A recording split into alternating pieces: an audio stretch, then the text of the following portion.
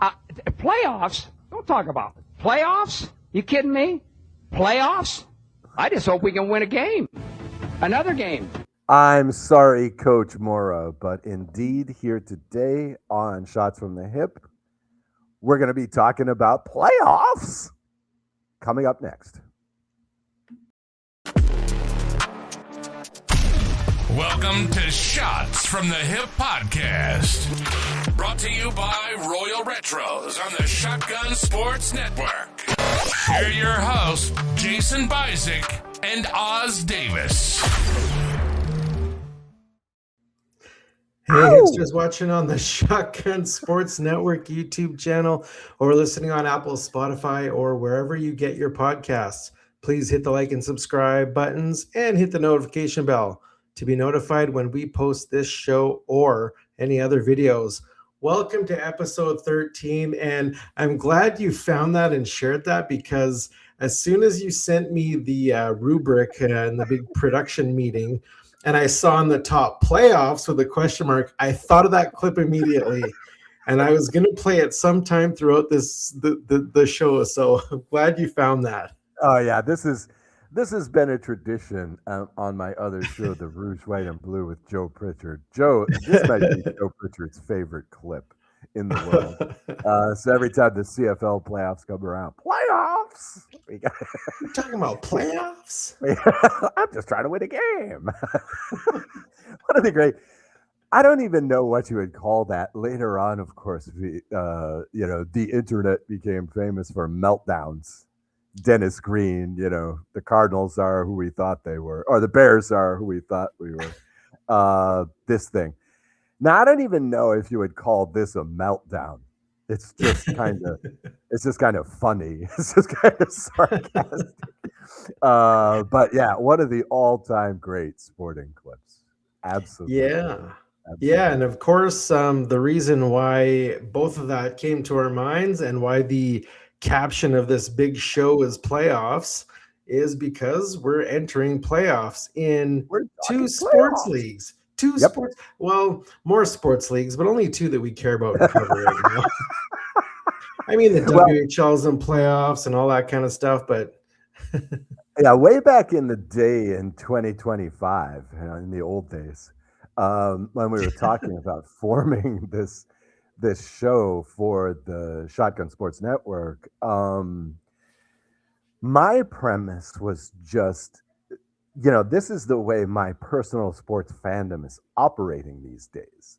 Mm-hmm. You tune in to something for a month or two, and then it's on to the next thing. And so right now is the time for let's say, the semi-serious to casual sports fan to get into either the NBA and or the NHL playoffs. Mm-hmm. This is a nice encapsulation. We don't have to, in the NBA, we don't have to hear that T word anymore because nobody's tanking. Everybody's trying. And these are really, with the exception of a couple of these playoff teams, the quality teams of the NBA. I don't know how it is in the NHL. I suspect it's the same. In my opinion, the NHL playoffs are the best playoffs there are. I think that there's unlike, especially in the NFL playoffs and the Super Bowl, there's none of this feeling the other side out in game one or even quarter one of game 7. There's none of that. Hockey is just balls to the wall right from the go in the playoffs, which I really love about that. I don't know. I guess we could start on hockey. What are you looking at in these playoffs? Well, it was a crazy season, and actually the season hasn't quite wound down yet. We do know who all the Stanley Cup playoff teams will be. However, not all the positioning has been set. So it's going to come literally down to the final couple of games to decide, 6 playoff spots, really. So there's still a lot left to decide, and I'm sure some of it has been decided already tonight. I haven't actually looked at any scores tonight because I was watching television, but what we do know so far is in the Western Conference. The Dallas Stars are going to meet the Minnesota Wild. And after that, there are 4 teams separated by 2 points in a fight for the final position. So the Eastern Conference, we're going to have the Pittsburgh Penguins renewing their playoff rivalry and battle with the Philadelphia Flyers. Now, I've watched a few playoff series between these teams that were quite ugly back in the day. So this could be a very interesting series. And then the Flyers playing ugly hockey. You're joking. Well, the funny thing is a lot of people don't even know where the Flyers came from. Like, I had no idea they were even in the playoffs, but here they are. I think also the Tampa Bay Lightning will play the Montreal Canadiens. I believe that has been decided. That'll be an interesting one because those are 2 teams right now that are on fire heading into the playoffs. So that'll be a hell of a series. And the Boston Bruins and Ottawa Senators final game, individually, of course, will decide which one plays the Buffalo Sabres and which one plays the Carolina Hurricanes. Now, the Buffalo Sabres are, of course, another team that's been on fire heading into these playoffs. So still a lot to decide, and I am looking forward to it. I am pumped. I am ready for these NHL Stanley Cup playoffs. Do you have a dark horse? I don't know if you can call them a dark horse, but Buffalo has been on fire and they've looked really good, and I really like them to win the Stanley Cup. I definitely want them to come out of the East. Okay. All right. Well, I can't stand Montreal Canadiens. I know. Oh, come on. Bad Canadian. Oh, come on. Well, no, it's funny because we in America, okay, what was it? It was not too long ago when we had the Stanley Cup Finals was the Oilers versus Florida. It might have been the past 2 years. Yeah. Okay. And it's funny because on American media, they portray this as USA versus Canada, despite the fact that these teams are international. The only connection they really have to either of these countries is the city in which they play home games. And then, of course, being on the CFL podcast, the Rouge, White, and Blue, I would ask, Canadians, and I'd say, okay, so yeah, you cheering for the Oilers? And they'd be like, dude, I cheer against the Oilers all season. I don't care if they're from Canada, if they're based in Canada, I'm still going to cheer for my team, or I'm going to cheer against my hated team. Okay, so I just called up the odds, and you got to love this, dude. The Buffalo Sabres have the second longest odds on the table at 16-1. Damn. So, and that's to win the Stanley Cup. That's to win the Stanley Cup? Yeah, to win the Cup. God, I might actually place a little bit of money on that. Yeah, that might imply that to win the conference, they're about 8-1. Let's see. Okay, so I have here 6.5-1. So 650 plus 650, 13-2 are the odds against them winning the East, which also might be a nice bet there. Odds aren't great, but 6-1, 6.5-1. You gotta like that. Since you have those odds called up, why don't we do a rundown of the odds? Okay, so for the Stanley Cup, all right, let's see. The favorite is Colorado. Shocker. At, I would agree. Plus 320. So still, I mean, even that's a good bet. 3-1. At what appears to be the far-off champion, because number 2 is Carolina plus 450. Tampa Bay plus 550. Vegas plus 900, 9-1. Let's see. We've got Dallas at 10-1. Edmonton is at 14-1. Ottawa 14-1. Buffalo, as I mentioned, 16-1. Minnesota 18-1. Pittsburgh 22-1. Montreal 35-1. Here we go. Now we're getting into the stretches. Wow. Utah Mammoth 40-1. Los Angeles Kings 50-1. Bruins 55-1. I'm pretty surprised about that. Anaheim Ducks at 70-1 and Flyers at 75-1. So, Yeah, a couple of those really stand out to me. The Anaheim Ducks are 70-1. yep.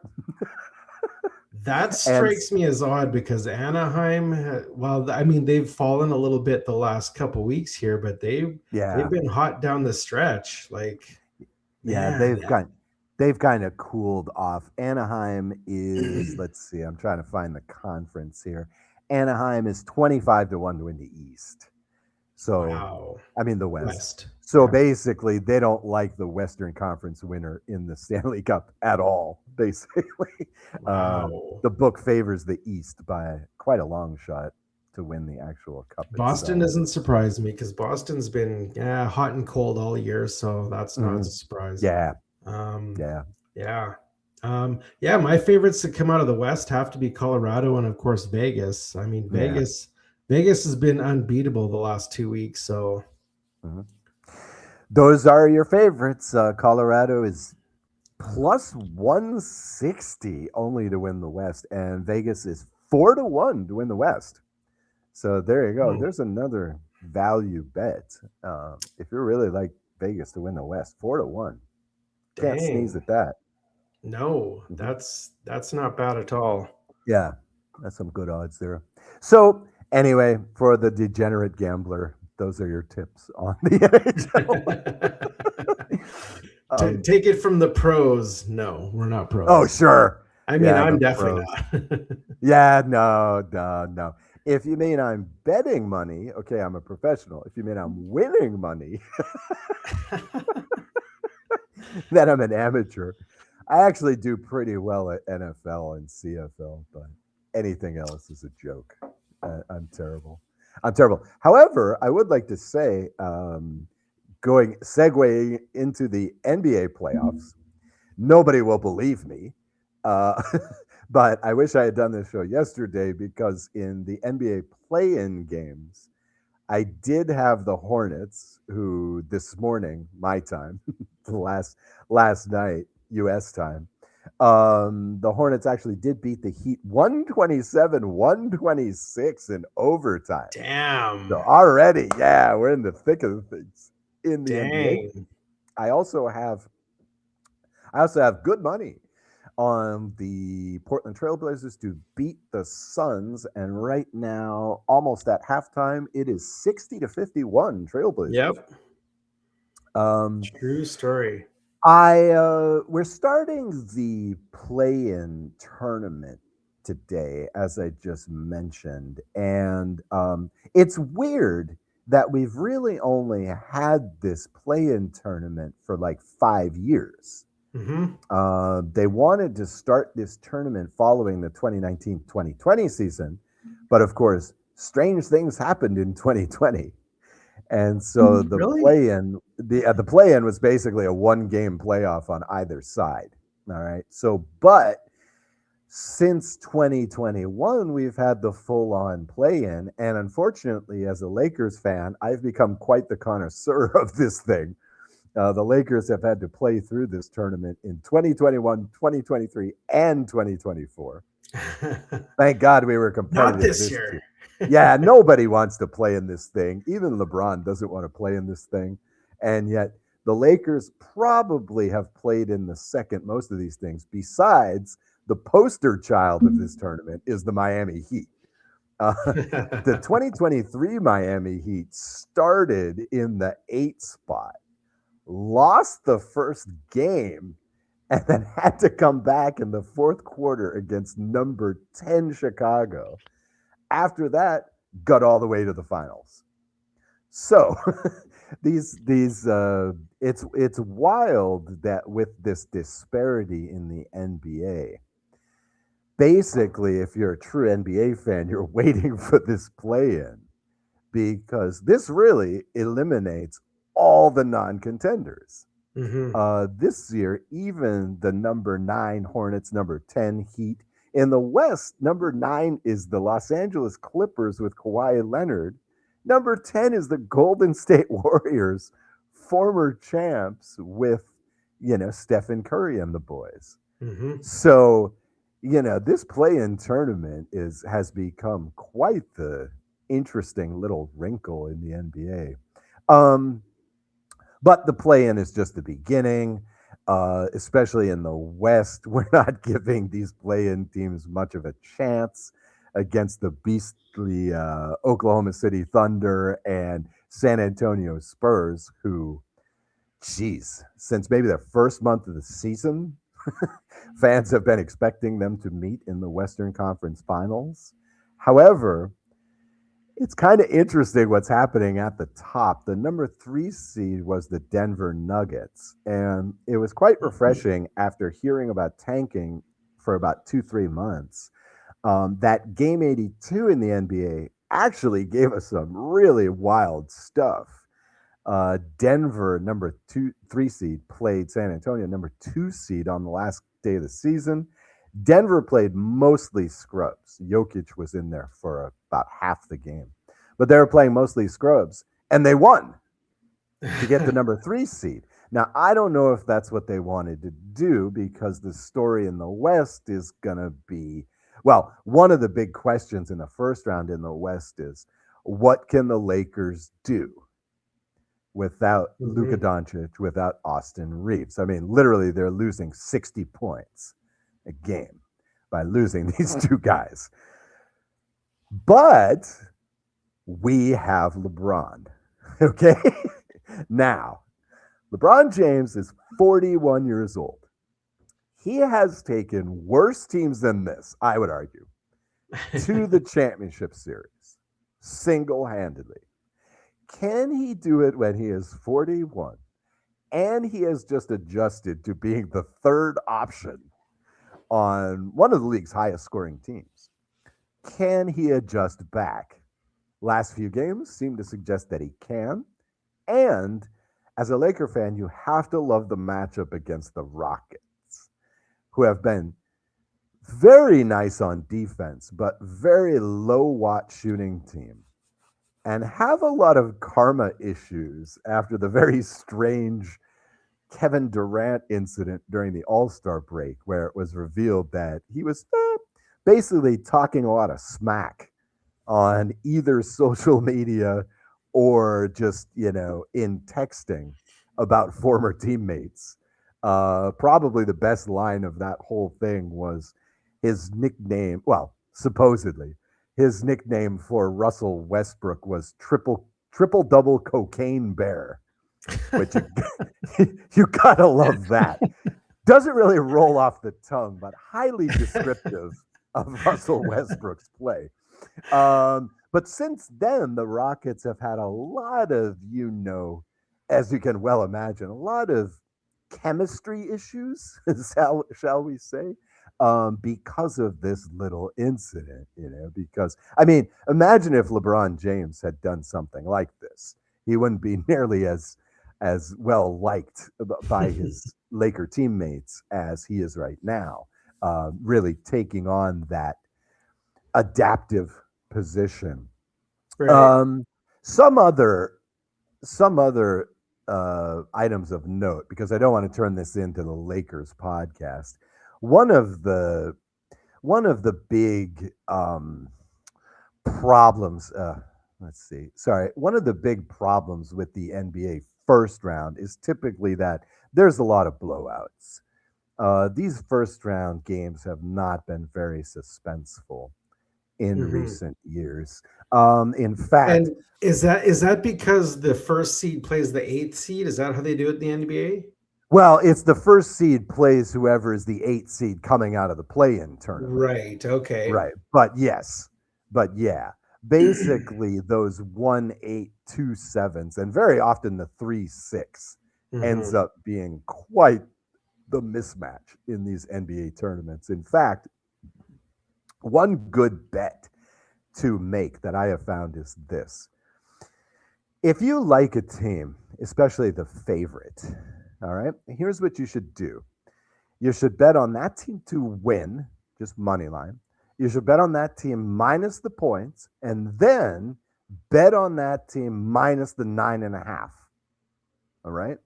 Because typically what has been happening in the playoffs, and I think Steve Kerr might have been the pioneer of this. Once you start losing, say game 3, you just give it up. You just give it up.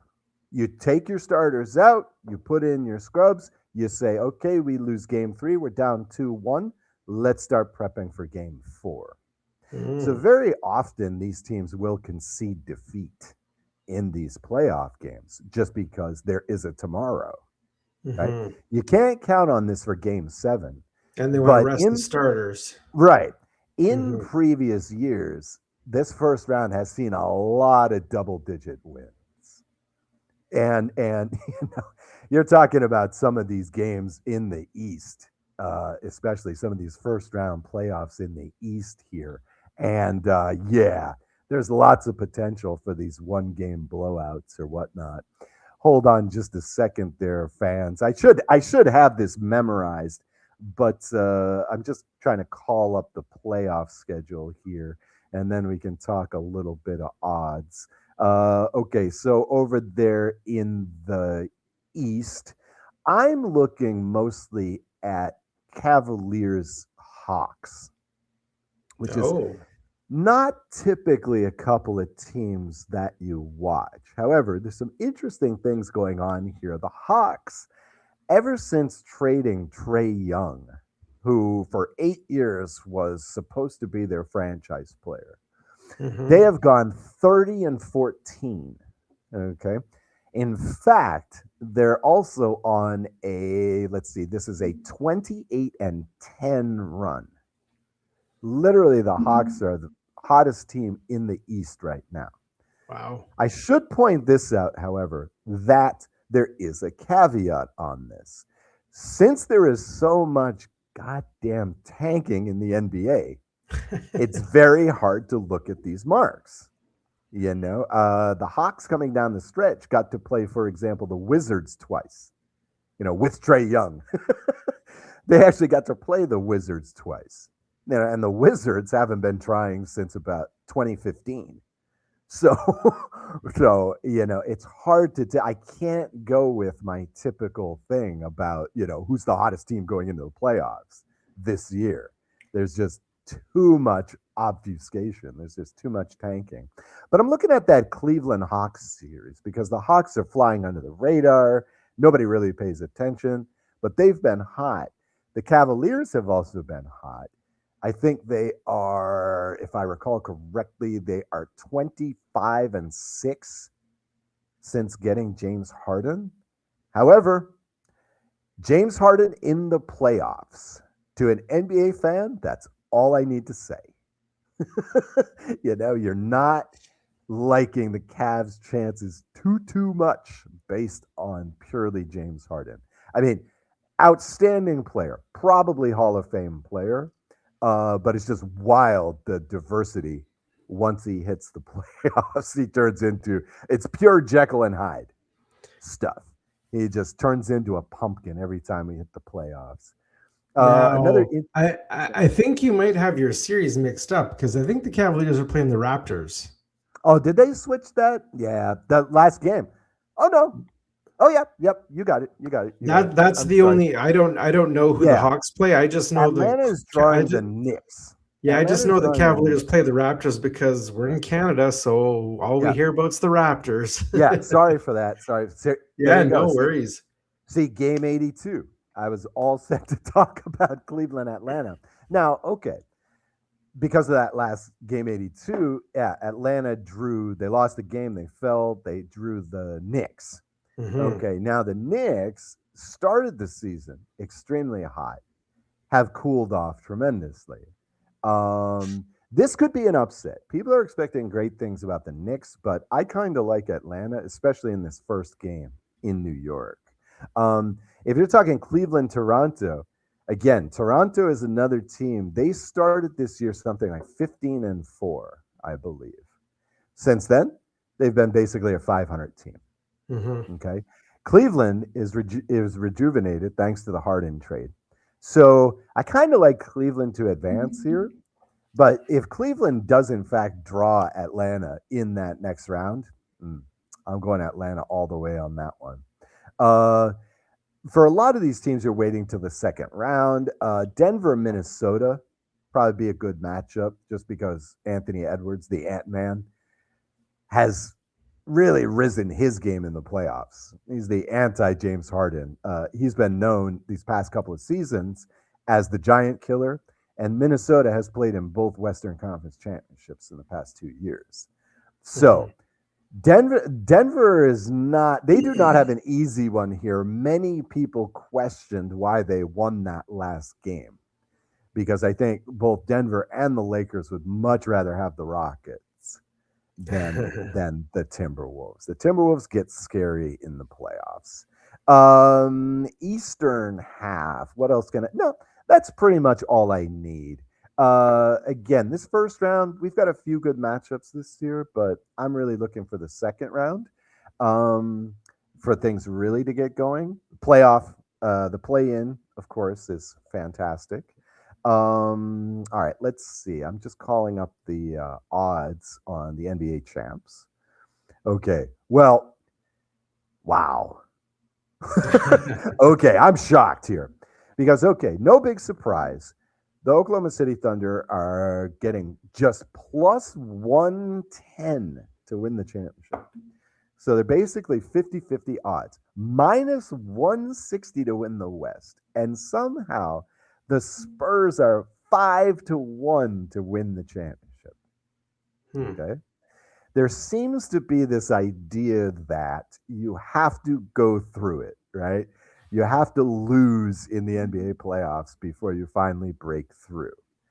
This sort of mythology is going all the way back to Michael Jordan, who almost single-handedly eliminated the Celtics that last year in the playoffs before they started driving all the way to conference championships and NBA championships for, essentially 10 years after that. So there's some kind of mentality here that you have to lose before you can win. But Jesus, 5-1 on the Spurs to win it all. Fantastic odds. Coming in third on the odds table are the Celtics at plus 550. Denver Nuggets are also plus 550. These have become the consensus for teams in the playoffs. Boston to win the East at about 3-1 is a pretty good money play, in my opinion. Really, they seem. Oh no, I'm sorry. Of course, they're 3-1. They're only plus 135 to win the conference. But I don't see how you don't take that bet if you're going to bet the playoffs. I mean, that's you don't have to bet the house on it, but that seems to be a pretty good deal. Anything more than 1-1 on the Celtics to win the East would be nice. So. And again, the Celtics, that's another team. Game 82 mostly went with their subs and won. Wanted to show that one of the hits against the Celtics this season has been the bench, about how the support beyond the first six has not been great. But in these past few weeks, when the Celtics have had things wrapped up, that bench has stepped up. They've played some nice games. So I don't really see the competition for the Celtics here. I'm sure we might get some surprises. You can imagine Atlanta taking them to 7 games, but I can't imagine a world in which the Celtics, damn it, are not playing in the finals. As a Laker fan, it hurts me to say that, but I think that's the inevitable outcome here. So have fun. Have fun watching the playoffs. We'll have much more next week because we'll have a few games under the belt. And Stanley Cup starts this weekend, right? The Stanley Cup starts on Saturday, I believe. Mm-hmm. Final game of the season is Thursday. And incredibly enough, this might be the one podcast all year where we don't talk NFL. Yeah, I was going to actually ask if you had anything to add in the NFL because I don't think anything's happened in the last week, which is weird. Nope. Just more speculation on who the Raiders are going to take at number 1. Uh, but we'll be doing that really soon, right? The draft, one of the most exciting parts of the NFL season, is coming up. Yeah. But yeah, Yeah. for once we get the NFL break, so we can focus on some really top level competition from the NBA and the NHL. I'm stoked. Yeah. Yeah, it's funny you mentioned the draft because I was actually looking at the draft rankings, the Mhm. prospect rankings just today, and I noticed the number 3 in the quarterback list was Garrett Nussmeier from LSU.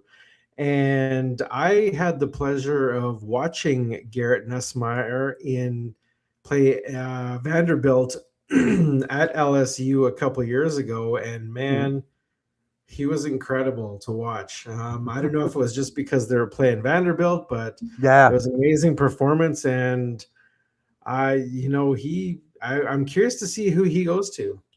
Mhm.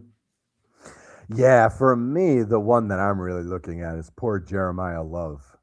Um, one of the better running back prospects we've had for a few years. And Arizona, Cleveland.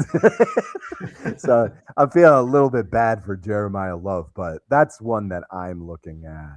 And of course, nobody knows what the Rams are going to do at 13. So for me, that's a intriguing pick as well. But I just said we're not going to talk about the NFL.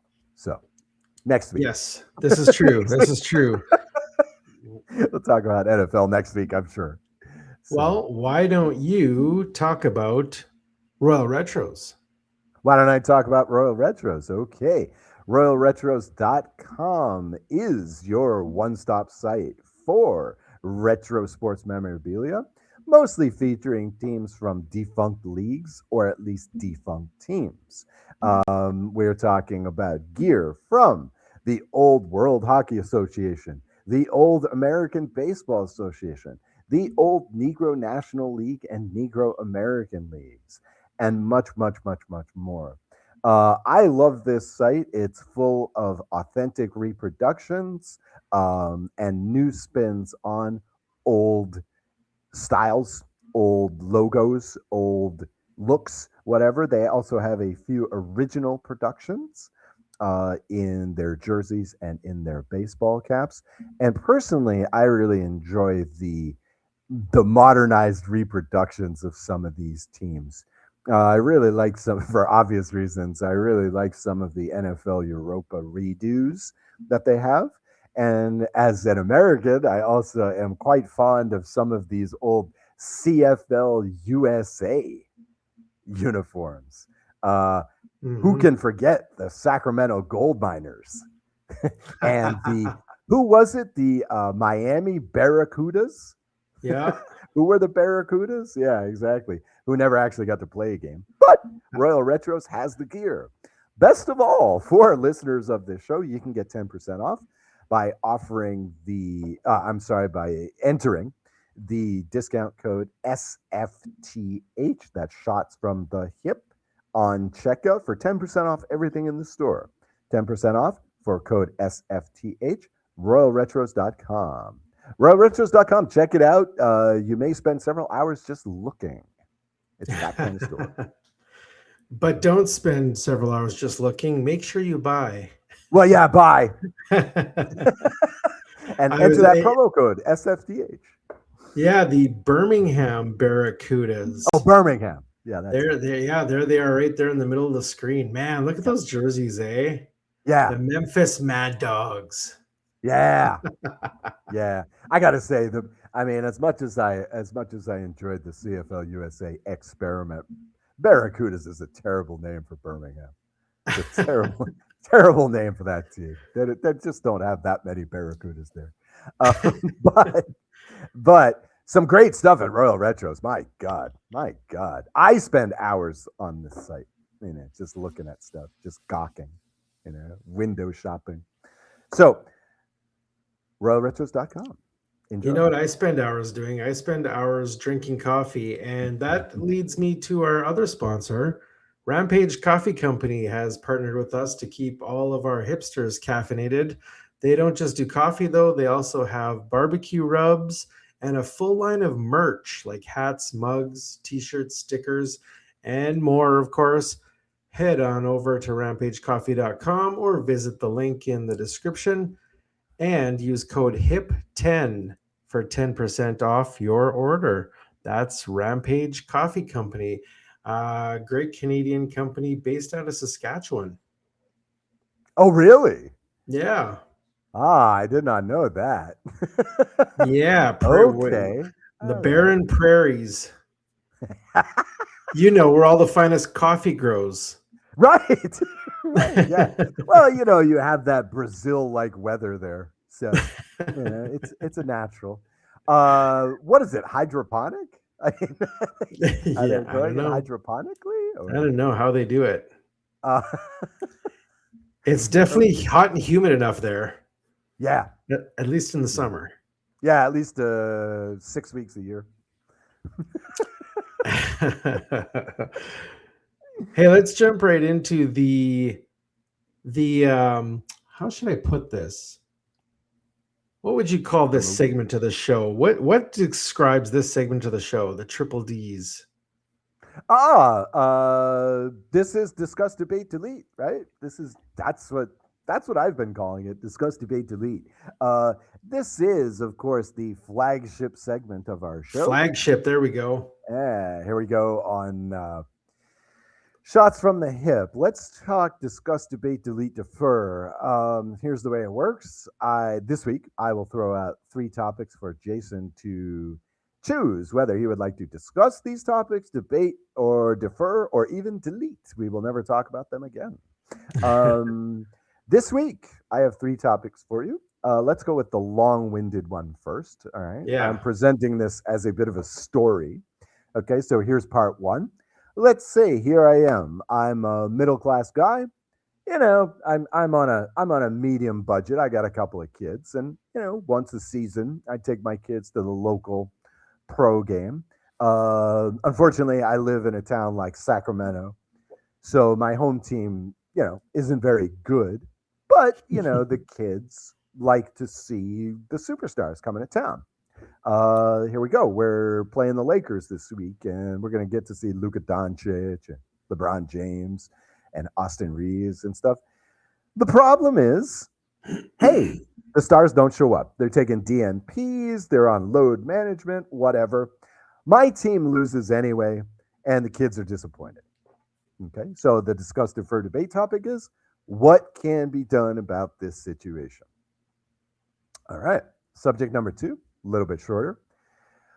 Why are Canada and the U.S. so bad at international soccer? Men's soccer I'm talking about. Because, of course, women's U.S. team crushes everybody. And then finally, third topic of discussion, eliminate the draft lottery. It's a stupid idea. Okay? Those are your topics. Discuss, defer, debate, delete. What would you like to do, Jason? Well, this was a pretty simple decision on which one I want to defer or delete. Okay. And that, of course, is the international soccer one. Number one, because I'm not a huge soccer fan. Mm-hmm. However, I do have my very small opinion on that, but we can save that for another show, perhaps, if you want to bring it back. Sure. Yeah. World Cup is coming. So we'll talk about it then. Let's discuss what can be done about the load management situation, if you want to call it that, in sports. Or tanking, if you want to call it that as well. Okay. Every time you say tanking, we take a drink. No. Yeah, how about it? Yeah. Now, obviously, team owners want to protect their stars from injury, overexhaustion, keep them fresh for playoffs, whatever. I get that. But at the same time, I'm sure owners also don't want to pay their stars for sitting on the bench or the press box, especially if they're a team that perhaps isn't in a position to pay those players to do so. If they're a team that sucks and the ticket sales aren't going so well, and it's not an ideal situation. Simplest solution for me, I think, is to perhaps introduce scheduled load management and more load management rules. For instance, Yeah. teams have to schedule which players will have which games off in advance. Also, simple rules like players can't take more than one game off in a row or so many Yeah. games off in a week or something to that effect. And it's funny you brought up this situation because a few years ago, we took our daughter to the Edmonton Oilers individual skills competition. Okay. Her and my wife are very big Edmonton Oilers fans. And of course, the marquee player for the Edmonton Oilers is Connor McDavid. Yes. So we went to the individual skills competition with the hopes of seeing Connor McDavid dominate all the skills like he probably would. My daughter even made a sign to hold up and hopefully get signed as well by McDavid, although chances of that were probably slim. Connor McDavid did not participate in said skills competition. There was no notice given, no excuses, no idea why he wasn't participating. And she was devastated. Yeah. So yeah, funny you brought that up. So yeah, that's all I can suggest. It's tough to blame either side on this because I see both sides of it. So the only thing I can come up with is scheduling load management. What are your thoughts? There was a proposal a few years ago that said that if you are a healthy scratch, you have to miss the next game too. Oh, right. So that would be an interesting ploy. But of course, whenever you make up a rule like that, you instantly start trying to think of ways to get around that. right. So for one, you could say, "Oh yeah, well he had a virus." Right. Or whatever. But now he's okay. So it wasn't a healthy scratch. Or, again, the classic, you play the guy for 5 minutes. Yeah. Right? And then no, he played. See, Doncic, plays 35 minutes a night, but tonight he did 5. He just didn't feel well. You could do that. One of the ideas I play with is the idea of insurance. Oh. Right? You couldn't really give insurance on tickets to the other players don't show up. The other team's players don't show up, but you could offer insurance for losses.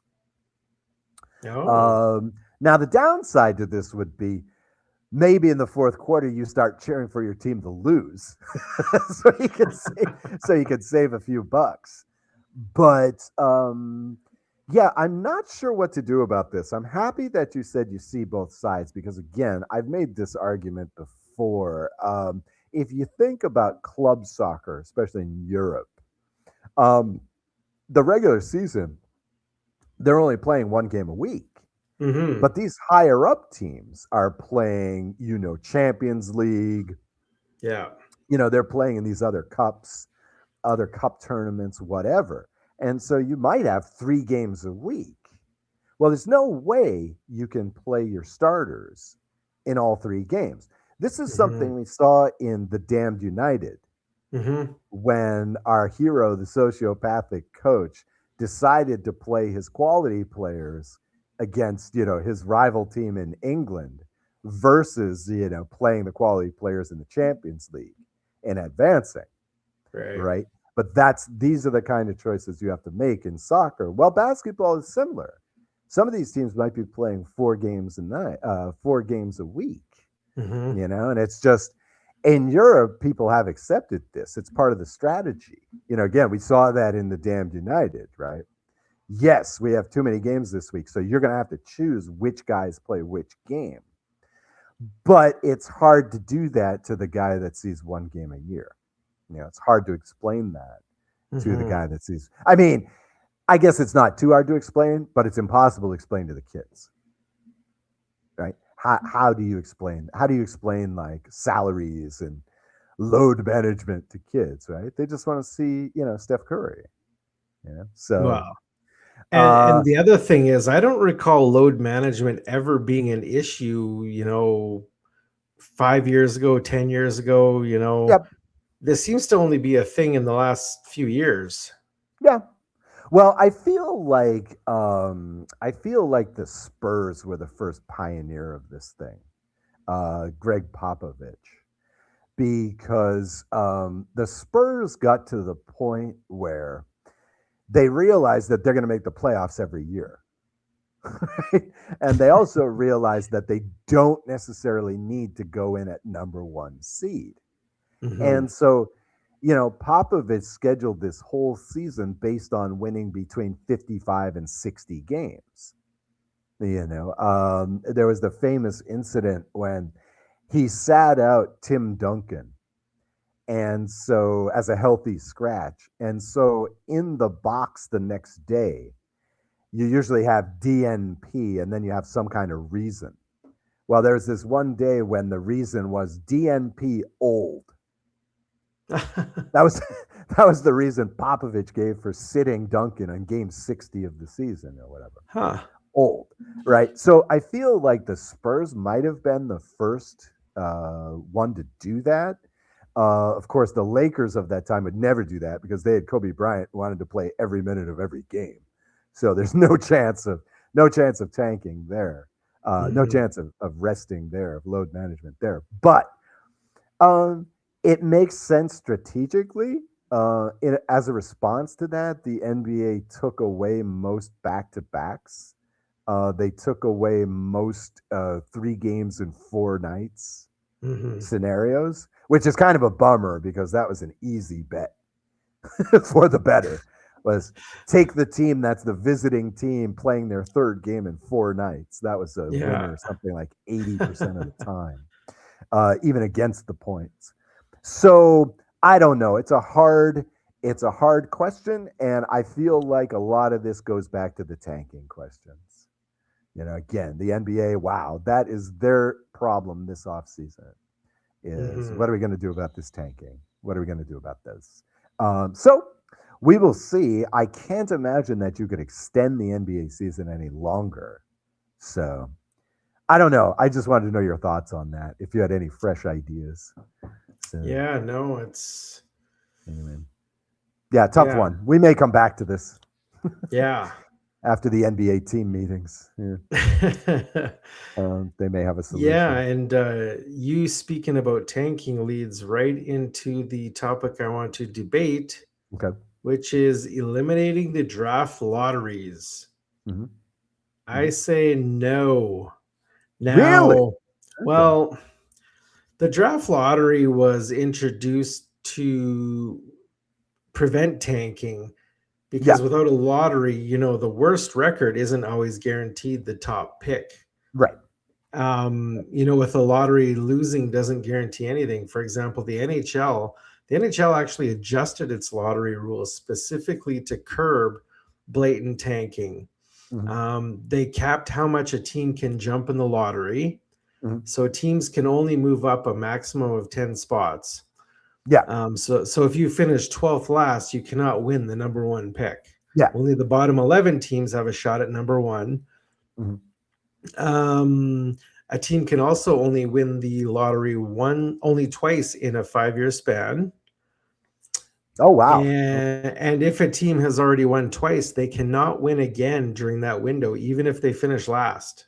So yeah. Interesting thing I found out about the NHL lottery that I didn't know actually is that they actually run 2 lottery draws. Draw number 1 determines the first overall pick, and draw number 2 determines the second overall pick. I didn't know they did that. I thought it was just one draw, So yeah, the draft lottery was introduced to prevent tanking, although there's a lot of people who say that it's not working. People are still saying that teams are tanking in the NHL. So I'm curious to hear your argument against getting rid of for getting rid of the lotteries. Well, the thing is, like, the first time out, right, it made sense. spots, in the NBA. Famously, the New York Knicks won that pick, that first ever lottery. But it made sense to some extent in those days because every team in the pool got an equal amount, right? Again, this is a lottery. This is a lottery. You buy one ticket, right? You have the same odds as everybody else, right? You want to buy 100 tickets? Great. You're wasting your money. Okay. But most people buy one freaking ticket. Most people have the same chance. It's all luck. I don't know when they decided to start weighting these things. I don't know when they started deciding to let's give, the worst team 27 balls and let's give the second worst team 25. Where does this come up?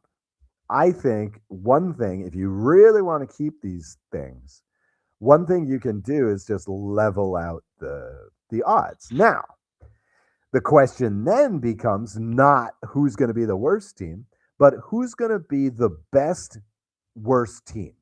So in other words, who's going to be the best team in the lottery, right? Because that's the best of both worlds.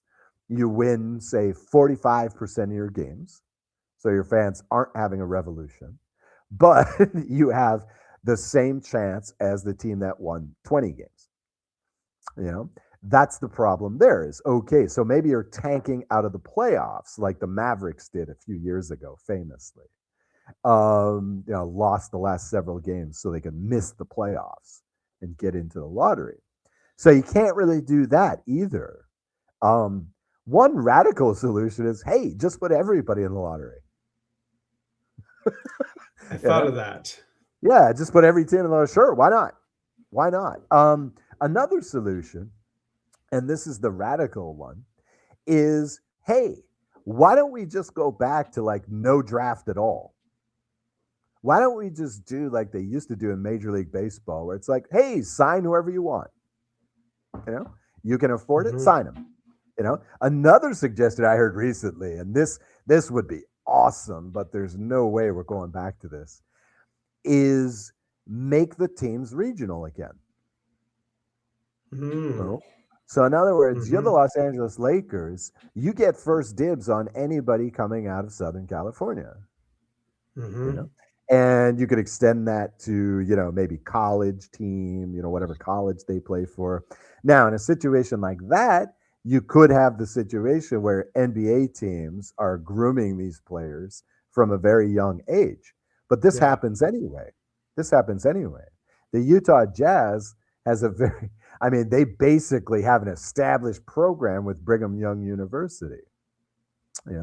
They get players to go to BYU, and then in order to draft them later on to Utah. Now, Utah's had very limited success in the past 10, 12 years, so I don't know how well that's working out for them.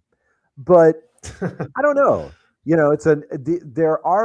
I just feel like the draft lottery, we've lost the idea of this thing and that radical solutions are needed. But I'm always the guy to go for radical solutions. So I may not be the best person to ask. But yeah, I really think that these things need an overhaul. They really, really do. They really do. Go ahead. Sorry. Well, it's stupid to think that, let's say you're a team and now you're losing games. You're not going to make the playoffs, and you're losing teams at the end of the season just so you can get like a 3% better chance. I mean, that's ridiculous. You wouldn't make that bet. You wouldn't take the 33-1 bet just because it used to be 50-1. You wouldn't take that.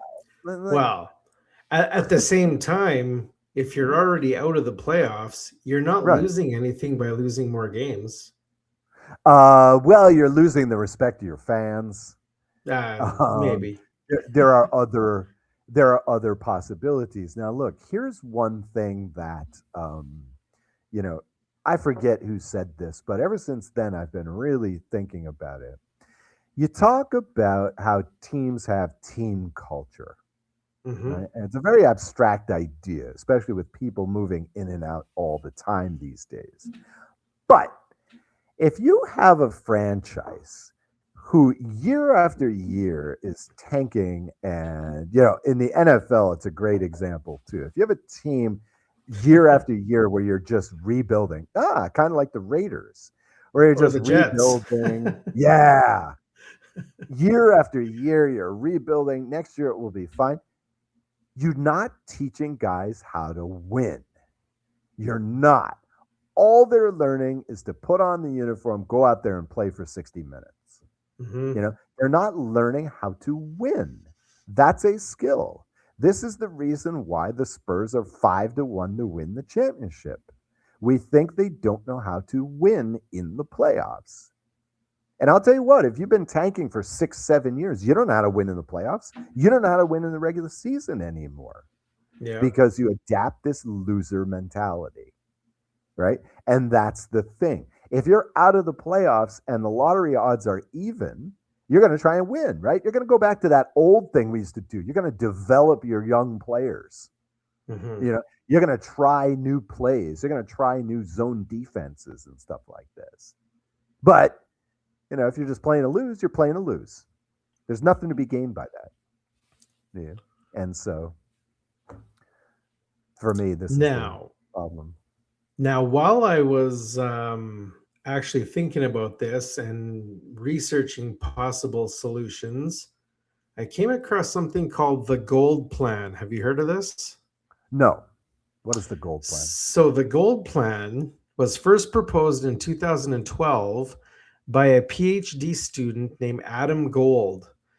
Okay. Instead of rewarding the team with the worst record, this system ranks teams based on the points they accumulate after they've been mathematically eliminated from playoffs. Oh, nice. So under the Gold Plan, after being eliminated from playoff contention, teams would begin to earn draft ranking points for their wins and overtime losses. Because the worst teams would be eliminated first, they have more games to earn more draft ranking points and thus better odds of drafting the better players. So that was an interesting scenario. That's kind of cool. That's kind of cool. And it makes sense. One of the ideas that I liked on the surface was basically the COVID solution. Because what they did was, during 2020, the season ended with like 21 games to go for most of these teams. So about 3/4 done. What they did was they eliminated the teams that were no longer in contention. Right. Now, I always thought that would be nice is maybe, in the last month of the season or whatever, you readjust the schedules. And then you just put the bottom teams against the bottom teams and the top teams against the top teams. And the best bad team gets the first choice. But nobody's going to play for that. Because why would I play to lose my job to the number one overall pick? Right? So there is that mentality. But this system I like. You don't have to change any schedule. And the scoring system is a bit more abstract. So... you just have to play hard and please your fans, maybe get some upsets against playoff teams that you hate, So maybe that's kind of a good idea. I kind of like that. That's not bad. I kind of like that. Yeah. All right. We've solved the tanking and the draft lottery problem. Damn. Score 1 for shots from the hip, man. We're geniuses. We're geniuses. Right. Yeah, and that's going to do it for yet another episode of Shots from the Hip. Next week, we're going to have lots of exciting sports news to talk about, I'm assuming, because playoffs in the NHL and NBA will be in full swing. What else is going to be going on? Baseball, of course, is well underway now. Maybe some NFL news next week. Who knows? Oh, probably. Until then, just remember, playoffs. I'm trying to win a bet here. That's my mentality here on Shots from the Hip. Hipsters, have a great week. We will see you next week. Ciao.